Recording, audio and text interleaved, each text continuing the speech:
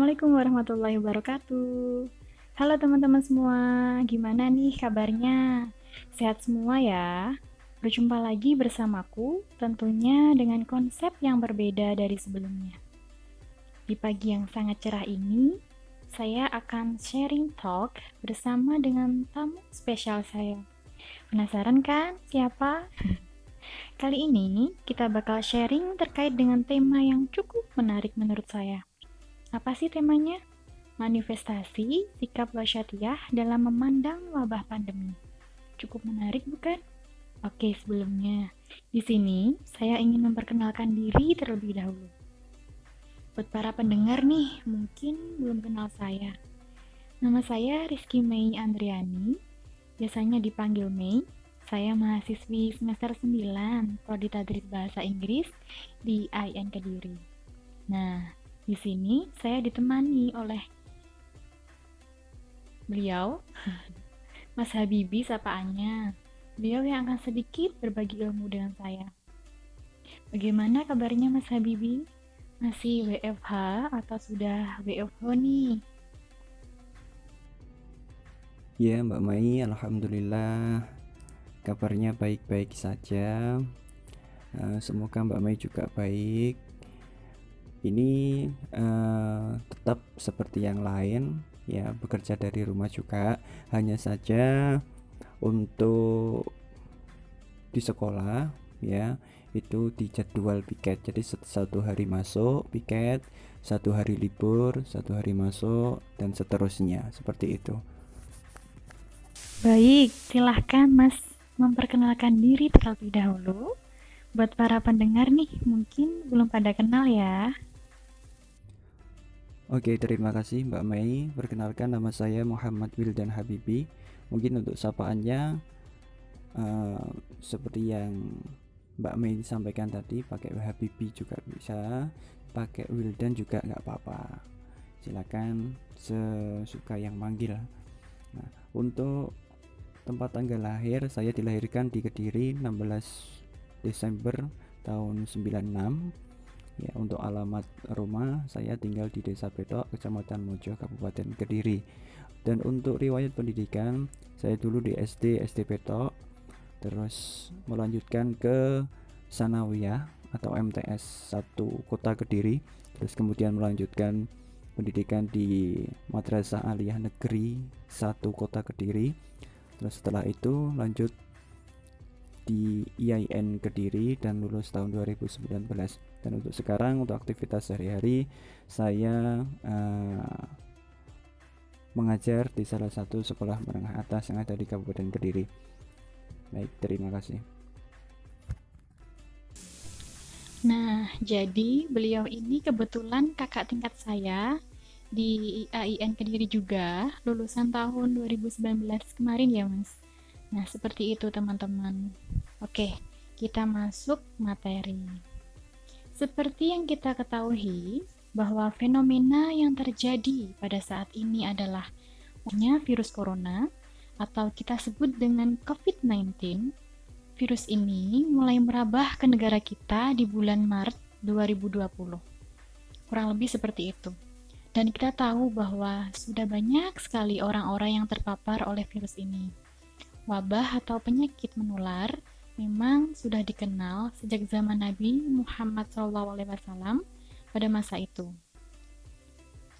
Dari sinilah muncul berbagai problema-problema di masyarakat, seperti timbulnya ketakutan-ketakutan yang menyebabkan masyarakat tidak tenang, dan juga banyak sekali problem-problem yang lain seperti itu.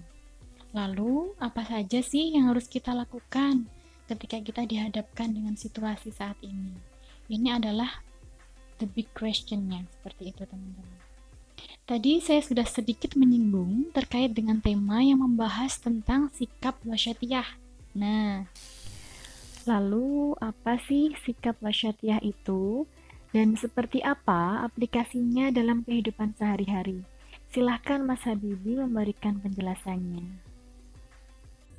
Tentang sikap wasotiyah, ya, mungkin sebagian orang sudah tidak asing lagi terkait sikap wasotiyah ini. Nah, kedepannya nanti saya akan menjelaskan sedikit tentang wasatiyah.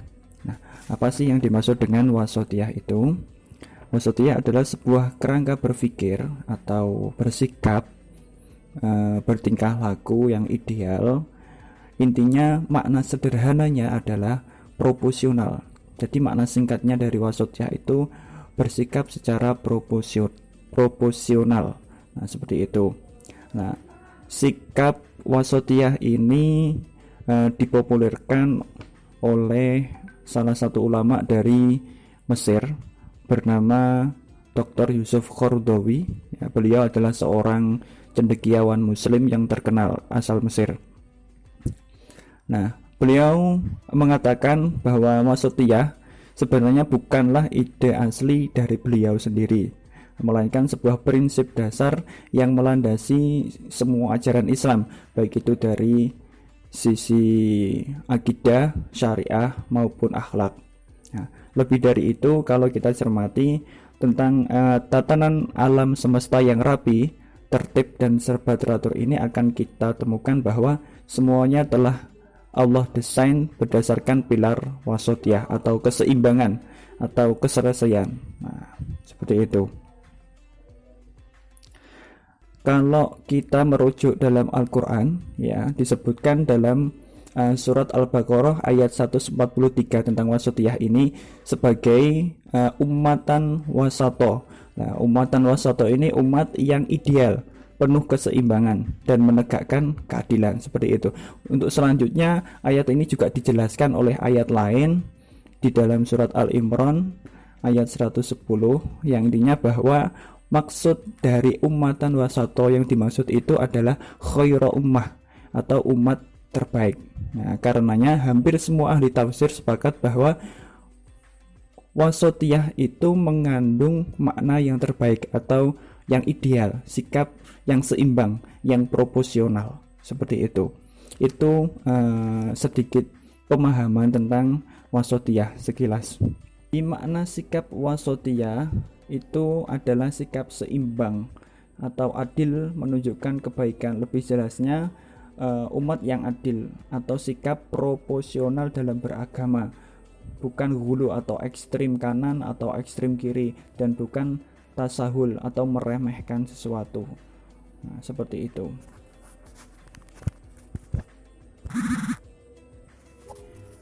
Oke, supaya lebih mudah untuk memahaminya, saya kasih ilustrasi contohnya ya. Gini, seumpama ya perihal apa ya, kalau kita dalam kehidupan sehari-hari, perihal Maulid Nabi. Nah, ada yang mengamalkan dan ada yang tidak. Nah, keduanya ini tidak salah selagi mempunyai landasan yang kokoh yang bisa dipertanggungjawabkan keabsahannya. Nah, masalah akan muncul apabila satu kelompok memaksakan pemahamannya kepada orang lain, dalam artian menganggap bahwa kelompok lain itu tidak sejalan dengannya, berarti orang lain itu dicap kafir. Nah, jadi dicap kafir jika tidak mengikuti pemahamannya tersebut. Hal serupa juga terjadi dalam masalah tahlilan ataupun juga kunut atau bacaan basmalah dalam sholat dan setumpuk perihal lainnya. Nah, padahal kesemuanya itu ada ikhtilaf yang mesti berlapang hati dalam menyikapinya. Nah, meskipun dalam bentuk sederhana, perilaku tersebut akan menjadi semacam embrio-embrio subur aksi radikal atau teror. Nah, maksudnya aksi seperti yang dilakukan oleh Islam-Islam yang radikal, seperti itu. Nah, jika diteruskan berlanjut, maka akan menyulut konflik sesama Muslim itu sendiri. Tentu ini sangat berbahaya bagi umat Islam. Nah, seperti itu. Lalu, selanjutnya, mengapa sih kita perlu menginternalisasi sikap wasatiyah yang sudah dipaparkan oleh Mas Habibi tadi? Mengapa, Mas?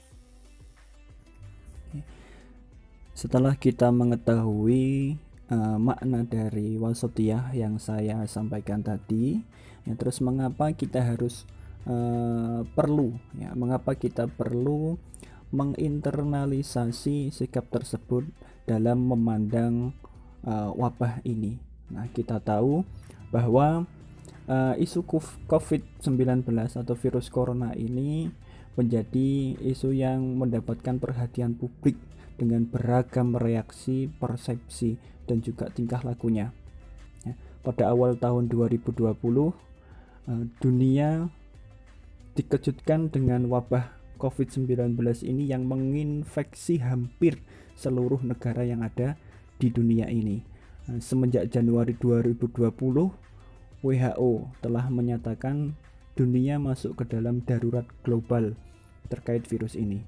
Nah, ini merupakan fenomena luar biasa yang terjadi di bumi pada abad ke-21 ini, yang skalanya mungkin dapat disamakan dengan Perang Dunia yang kedua. Nah, hal ini bisa dilihat dari event-event yang berskala besar seperti pertandingan olahraga internasional, hampir seluruhnya ditunda. Bahkan olimpiade juga ditunda, event-event skupnya benua juga ditunda. Terus kondisi ini pernah terjadi juga hanya pada saat terjadi Perang Dunia yang kedua. Nah, tidak pernah ada situasi lain yang dapat membatalkan acara-acara tersebut. Akan tetapi, nah ini banyak masyarakat yang tidak menyikapi hal ini dengan baik.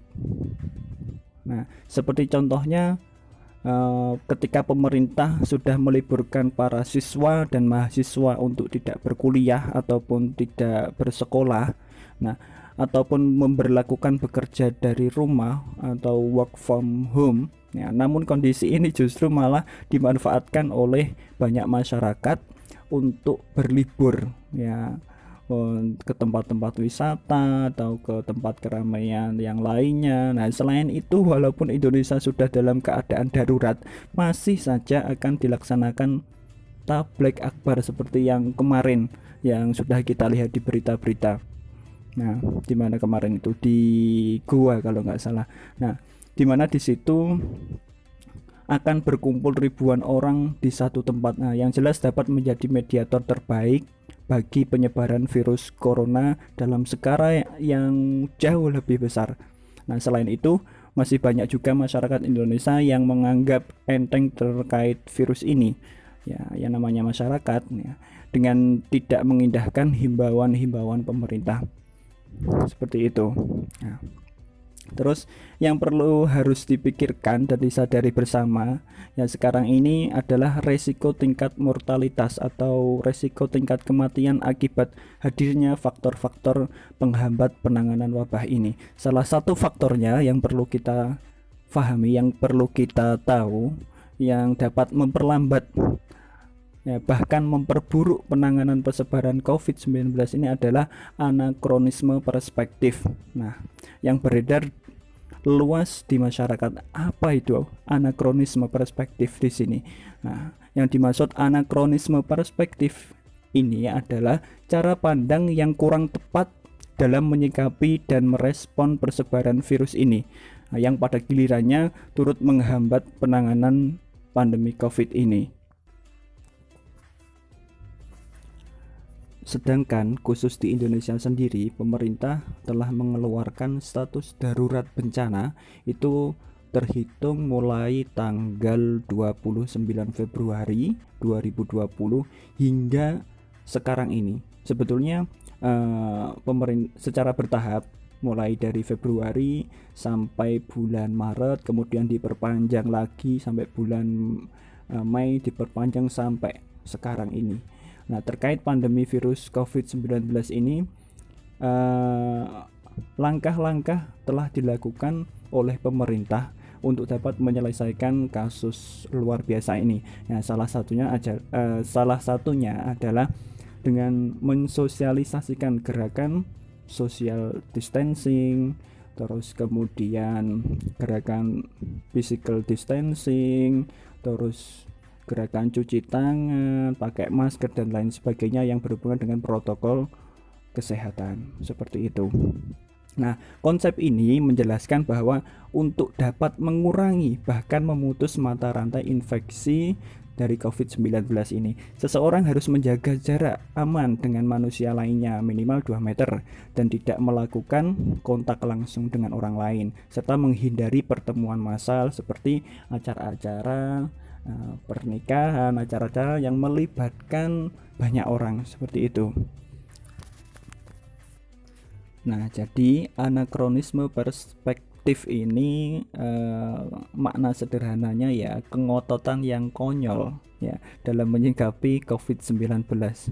Nah, ada setidaknya 2 contoh yang paling mencolok atau yang paling dominan dari anakronisme perspektif ini. Yang pertama ada anakronisme relasi sosial atau anakronisme sosial. Nah, wujud dari anakronisme ini adalah terbiasanya masyarakat kita itu secara sosiologis merajut kontak sosial.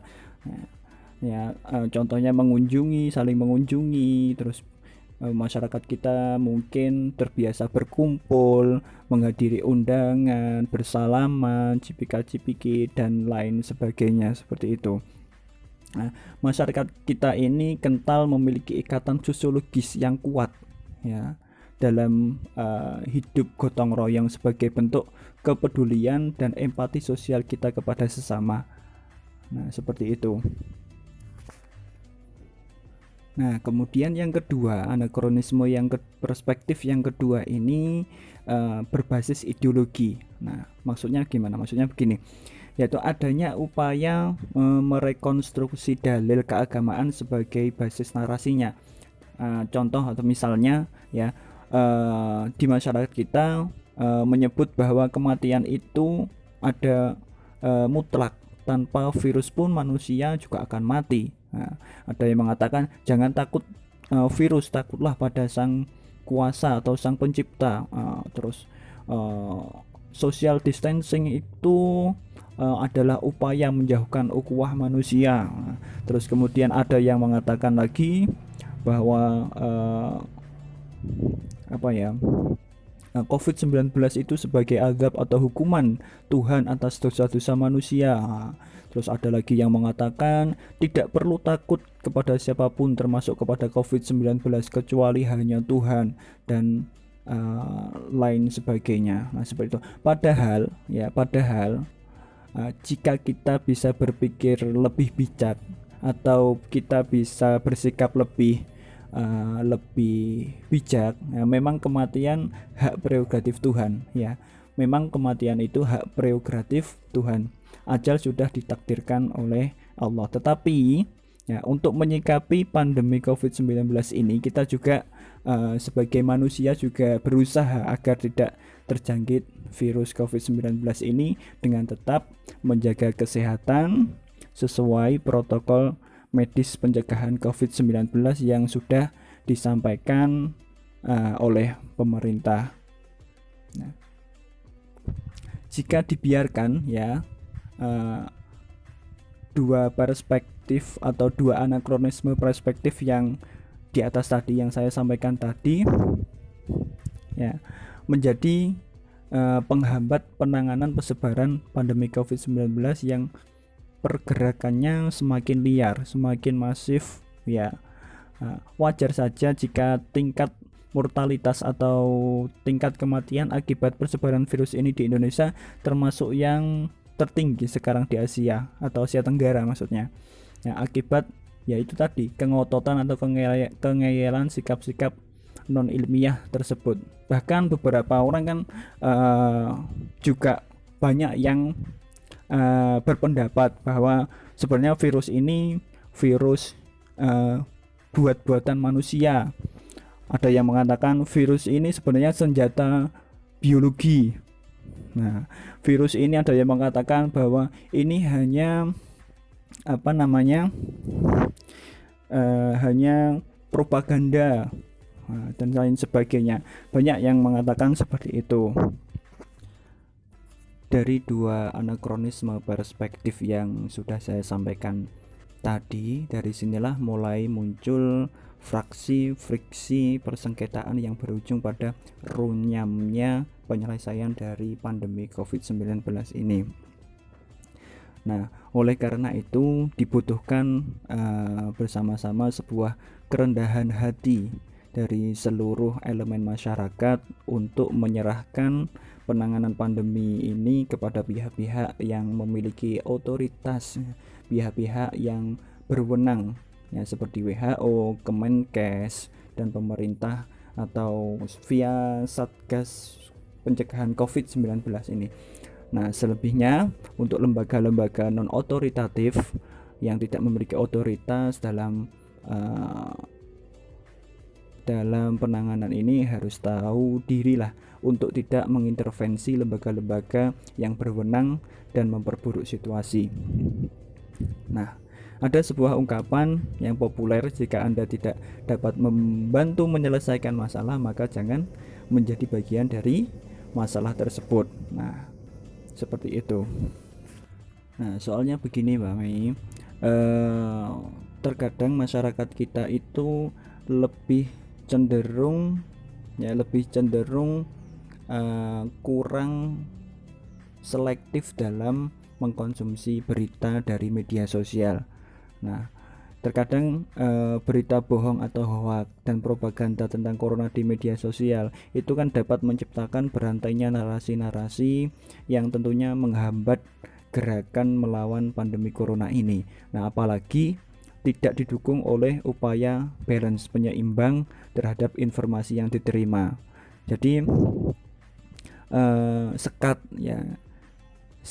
antar individu maupun organisasi pun nampak akibat berita dari media sosial yang efek luasnya pada susahnya penyadaran masyarakat akan bahaya pandemi ini. Nah, pesan serta kita semua untuk mengcounter narasi negatif dari media sosial yang berupaya melemahkan imunitas kecerdasan, ya, ini dapat mempengaruhi cara masyarakat berpikir dan bertindak. Nah, ketika media sosial membentuk paradigma, ia pun akan mempengaruhi perilaku kita. Jadi media sosial, apa yang kita baca dari info atau informasi apa yang bisa kita baca dari media sosial itu juga bisa menggiring opini, nah, untuk cara berperilaku kita seperti itu. Sehingga dari latar belakang ya apa yang sudah saya sampaikan tadi, itu dibutuhkan sikap wasatiyah, dibutuhkan sikap yang bijak atau proporsional dalam memandang pandemi ini. Tujuannya untuk apa? Tujuannya ya untuk mempercepat atau untuk membantu pemerintah juga dalam menangani COVID-19 ini supaya segera berakhir, seperti itu. Dan bagaimana sih pandangan Islam terhadap wabah yang sedang melanda di negara-negara di belahan dunia ini? Lalu bagaimana sejarahnya wabah ini ketika terjadi di masa Rasul yang sempat saya sebutkan di awal tadi? Seperti apa itu, Mas? Bagaimana pandangan Islam dalam menghadapi COVID-19 ini? Ya. Dalam pandangan Islam, ya, kejadian pandemi wabah virus COVID-19 ini atau virus yang menular ini juga dialami pada masa atau pada zaman Nabi Muhammad dan para sahabatnya. Pada zaman itu disebut dengan taun atau wabah taun. Nah, meskipun masih terjadi perdebatan di antara para ulama tentang penyebutan taun untuk COVID-19 ini, namun faktanya wabah COVID-19 ini memang sangat mirip kasusnya dengan peristiwa di zaman Nabi Muhammad Shallallahu Alaihi Wasallam. Nah, wabah pada masa itu juga menular dengan cepat dan menyebabkan tidak sedikit orang terkena dampaknya pada masa itu. Salah satu wabah yang sering terjadi adalah kusta atau lepra.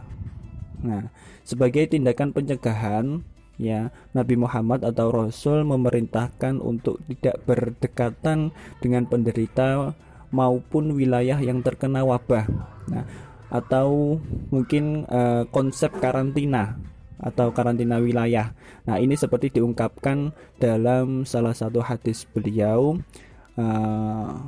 jika kamu mendengar wabah di suatu wilayah, maka janganlah kalian memasukinya. Tapi jika terjadi wabah di tempat kamu berada, maka jangan tinggalkan tempat itu. Nah, sebenarnya dalam sejarah umat manusia sebelum lahir pengobatan modern, wabah itu selalu ada dan datang silih berganti. Seperti COVID-19 pada masa sekarang yang datang dengan cepat dan secara tiba-tiba. Ya, untuk COVID-19 ini mencerminkan universalitas atau universalitas semesta dengan segala kekuatan dan keadilannya, sekaligus memperlihatkan universalitas manusia dengan segala kelemahan dan kezalimannya. Nah, virus ini berperilaku adil, jadi tidak memilih sasaran dengan mempertimbangkan status sosial. Ia dapat mengancam kehidupan orang miskin, dapat mengancam kehidupan orang kaya, rakyat biasa maupun penguasa, orang bodoh maupun orang intelektual. Jadi tidak memandang bulu. Nah,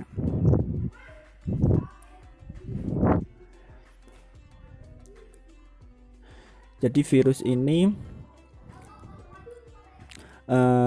menjadikan orang merefleksikan atau menjadikan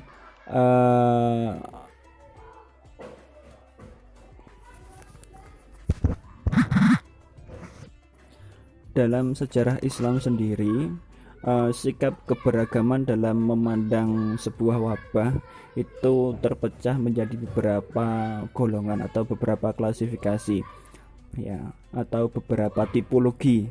Nah, ada kelompok pertama, yaitu biasanya disebut sebagai kelompok Jabariyah atau penganut Jabariyah.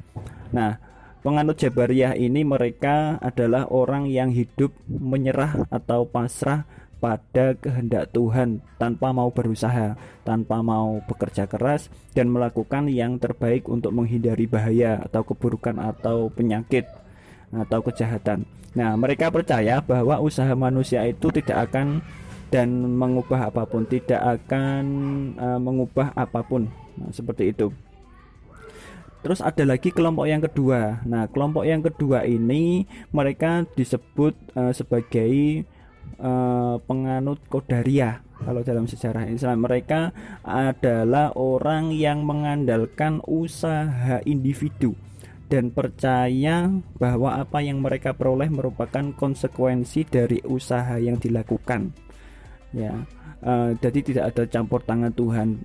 Apa yang dia lakukan, yaitu apa yang dia hasilkan itu berkat usahanya, tanpa campur tangan sama sekali, tanpa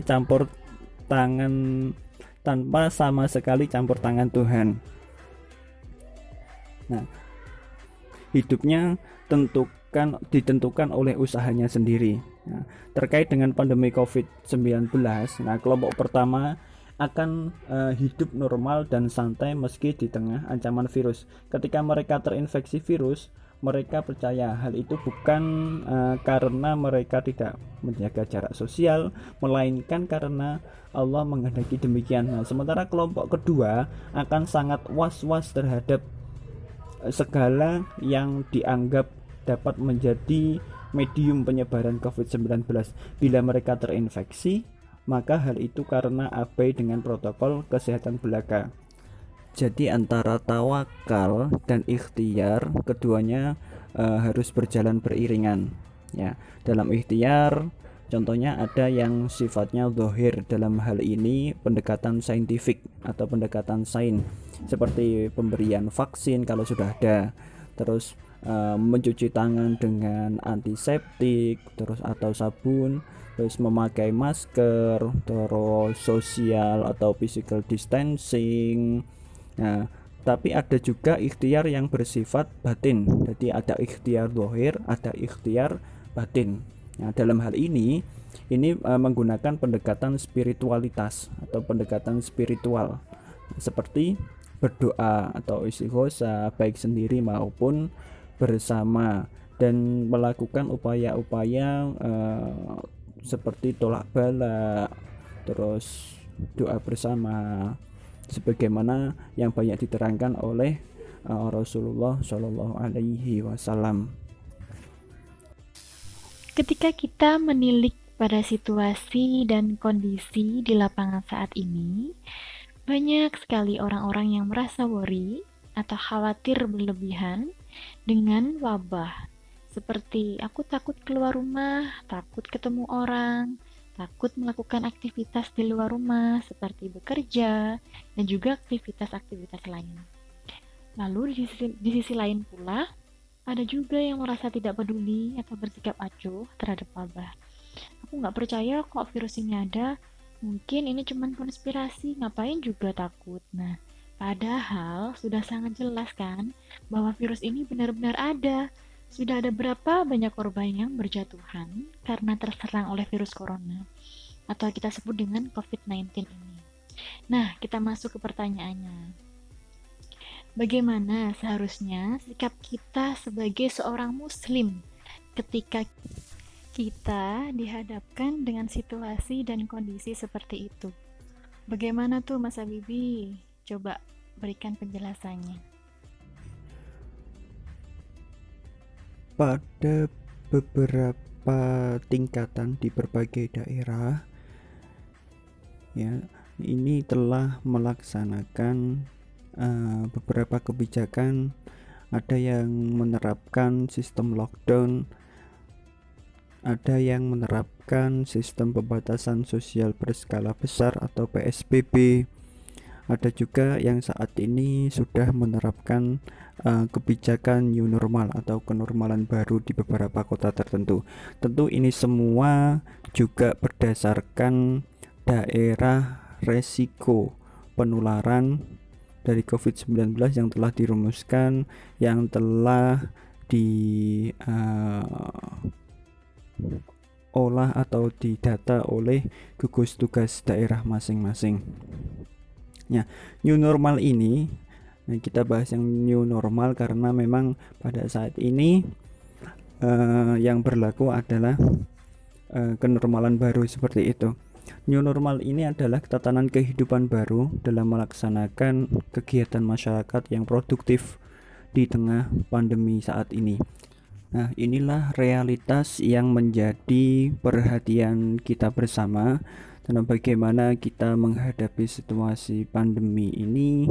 Nah, dari sini Islam juga mengajarkan cara beragama yang penuh rahmah, yang penuh beragama yang membahagiakan. Nah, bukan yang memberat-beratkan, bukan pula yang menimbulkan kecemasan atau kepanikan dan ketakutan, bukan pula yang meremeh-remehkan atau menganggap sepele terhadap pandemi ini, apalagi beragama yang menimbulkan mandorot atau mafsadat yang berdampak luas atau mengancam kesehatan dan nyawa manusia. Nah,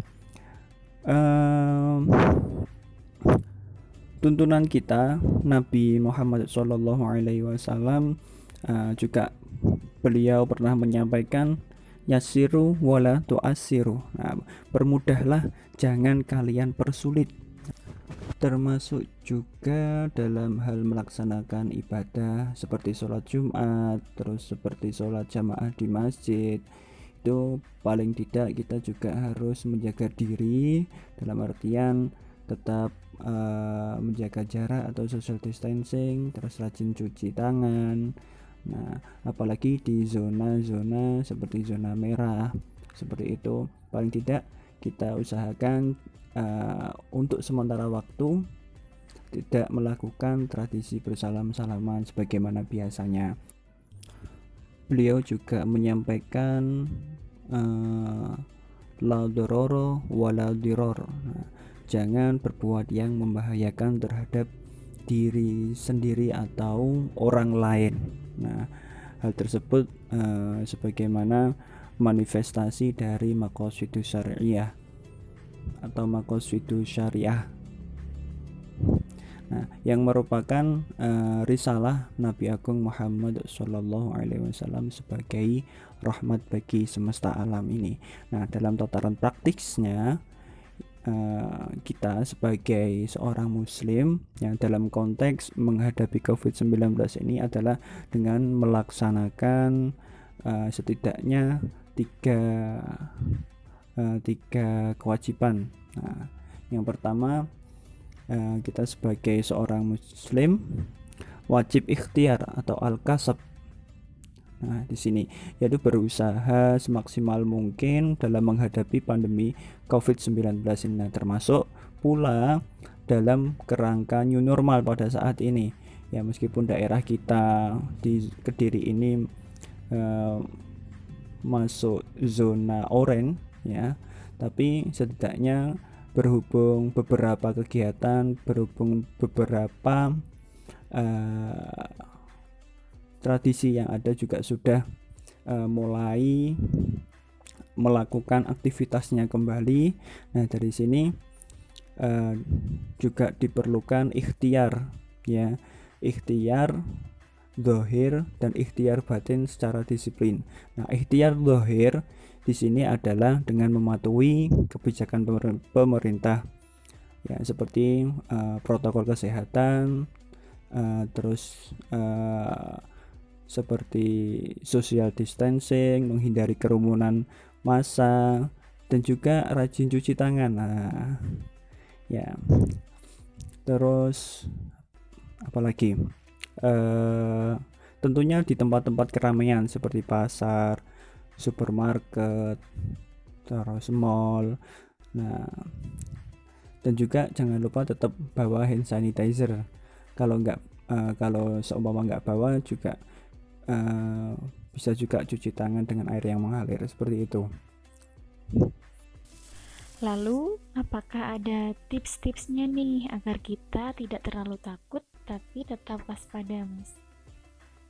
Untuk supaya kita tidak panik dan selalu waspada, saya tidak menyampaikan tips apa-apa. Ini hanya berbagi informasi gitu saja. Kita kembalikan ke konsep dasarnya. Jadi begini,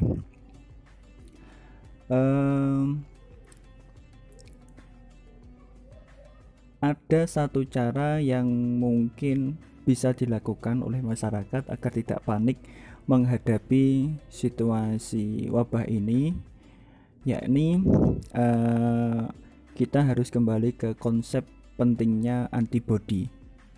Virus ini apapun itu ada di sekitar kita, tetapi yang bisa melawan hanya antibodi. Nah, contoh saat kita bersin. Nah, artinya sistem tubuh kita tengah menolak virus yang masuk ke dalam tubuh. Nah, oleh karena itu penting bagi masyarakat untuk memperkuat antibodi sebagai senjata utama menghadapi virus dengan cara ya kayak olahraga yang cukup, istirahat yang cukup, terus apalagi menjaga pola makan. Nah, sebetulnya itu tidak perlu kita takut secara berlebihan. Selama kita sehat itu tidak masalah. Vitamin E juga vitamin C itu saja sudah cukup gitu. Jika sudah memahami konsep dasar dari virus dan tahu cara melawannya, maka masyarakat tidak akan panik yang berlebihan.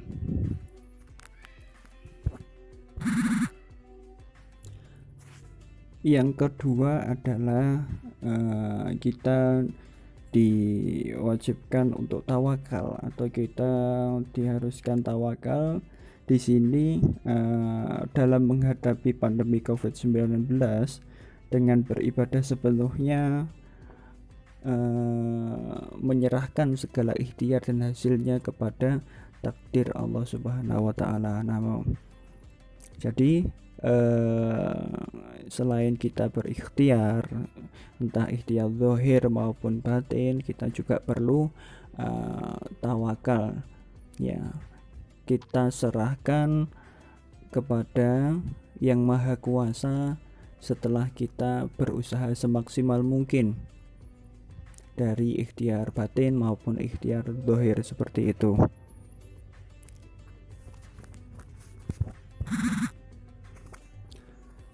Setelah tawakal, kemudian yang ketiga yaitu wajib optimis atau penuh harap. Nah, optimis di sini kalau menurut Imam Ghazali itu bisa juga disebut ar-roja, yaitu tentramnya hati, tidak panik menanti sesuatu yang disenangi. Itu pengertian dari Imam Ghazali. Tetapi sesuatu yang disenangi itu mesti butuh sebab atau ikhtiar. Nah, jika penantian untuk keberhasilan ikhtiar yang dilakukan secara maksimal, maka itulah yang dinamakan optimisme sejati. Nah, maksud optimisme sejati itu sikap penuh harap yang benar, bila mana seseorang tidak panik saat usaha mencapai sesuatu yang diharapkan dengan memenuhi berbagai ikhtiar dengan maksimal. Nah, kalau dalam konteks pandemi seperti ini, yaitu bersikap optimis bahwa dengan ikhtiar dan tawakal maksimal pandemi ini bisa dihadapi dengan baik dan segera berlalu. Nah, tentu 3 kewajiban itu mesti dibungkus juga dengan kewajiban selanjutnya, yaitu bersabar, karena memang berbuat sabar itu dilakukan dalam semua aspek yang ada, ya. Terus baik terkait sesuatu yang tidak disenangi ataupun tidak diharapkan, maupun sesuatu yang disenangi ataupun sesuatu yang diharapkan.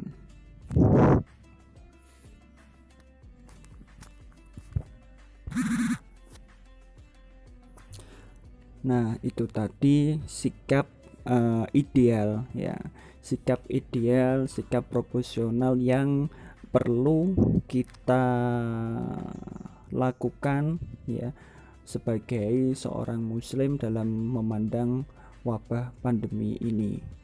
Nah, tentu ketika kita mengabaikan protokol kesehatan, itu berarti kita sama juga dengan mengancam keselamatan orang secara tidak langsung, karena hal itu membahayakan diri atau orang lain, ya. Berarti seakan-akan bisa juga membunuh semua manusia jika kita tidak tahu kalau kita juga ternyata membawa virus, kalau kita tidak hati-hati.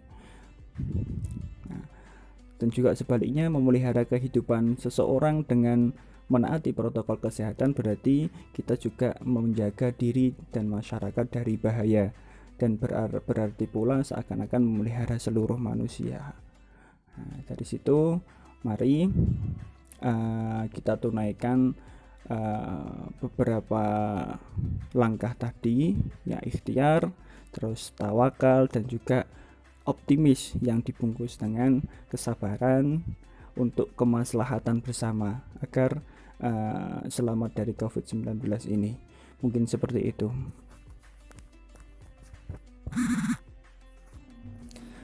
Kemudian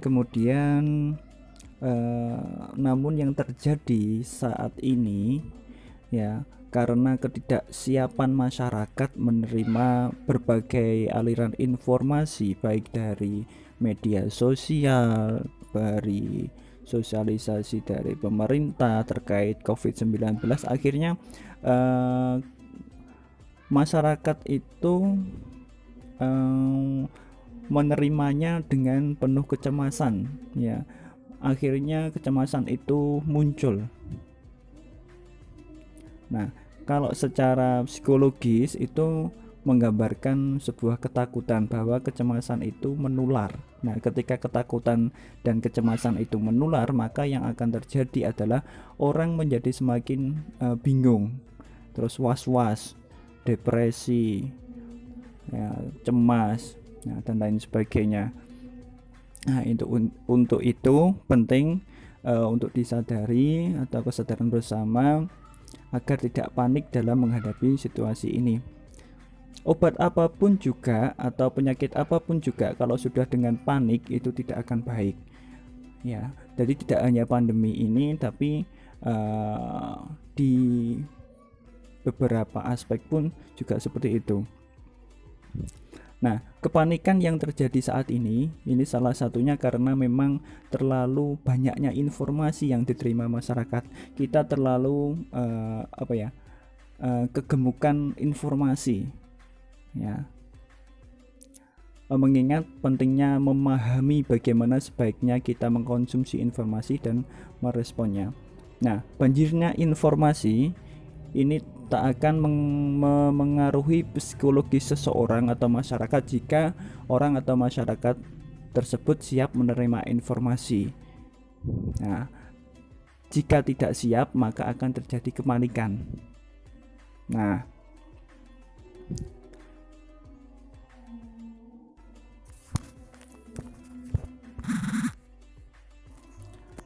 Nah, maka dari itu memang mengikuti perkembangan tentang virus corona memang penting sebagai bentuk kewaspadaan.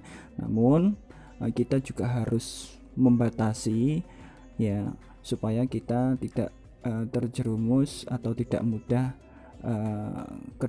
masuk ke dalam lubang kepanikan atau cemas ataupun stres. Nah, rasa khawatir atau cemas berlebihan itu juga tidak baik, bisa juga akan menciptakan gejala mirip apa yang kita pikirkan atau gejala yang mirip coronavirus. Akibatnya Anda akan berpikir seolah-olah telah terinfeksi virus tersebut. Nah, padahal sesungguhnya gejala tersebut merupakan manifestasi dari rasa cemas yang berlebihan, bukan akibat terinfeksi virus. Nah, kondisi ini dikenal dengan istilah psikosomatik akibat virus corona. Jadi sebenarnya nggak terkena virus, tapi karena cemas yang berlebihan, ya, terus panik yang berlebihan, akhirnya seolah-olah dia terkonstruk dalam pikirannya itu seolah-olah terkena virus. Nah, seperti itu. Nah, psikosomatik ini dapat terjadi akibat ketidakstabilan sistem saraf. Nah, hal tersebut biasanya disebabkan oleh faktor stres, terus yang tidak mampu diadaptasi dengan baik. Kemudian tubuh mengalami tekanan terus-menerus dan adrenalin akan mengalir ke seluruh tubuh sehingga menimbulkan gejala tersebut. Nah, umumnya gejala tersebut mirip dengan gangguan kecemasan seperti nyeri dada, sesak nafas, terus merasa tubuh terlalu panas atau demam. Nah, akan tetapi gejala tersebut yang muncul dapat dikaitkan dengan kondisi yang sedang terjadi. Ya, mungkin seperti itu. Jadi intinya pahami dulu konsep dasarnya dari virus itu, cara pencegahan, cara penularan dan lain sebagainya. Terus kemudian sebisa mungkin kurangi informasi-informasi yang berkaitan atau mengkonsumsi informasi dari virus COVID-19 ini. Nah, kurang lebih mungkin dari saya seperti itu.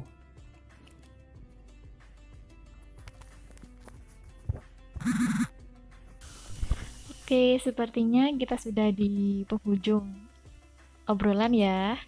Tadi kita udah banyak banget mendapat informasi-informasi, ilmu dari Mas Habibie ya, sebagaimana yang sudah Mas Habibie paparkan tadi. Jadi memang kita sebagai seorang muslim diharuskan untuk ikhtiar, bukan hanya berdoa saja, ya. Jadi keduanya harus berkesinambungan, seperti itu teman-teman. Baik, terima kasih saya ucapkan buat Mas karena sudah bersedia menemani saya berbagi ilmu di sini. Sampai jumpa kembali di lain kesempatan dan semoga apa yang sudah beliau berikan tadi bermanfaat untuk para pendengar juga khususnya saya. Oke, terima kasih teman-teman. Assalamualaikum warahmatullahi wabarakatuh.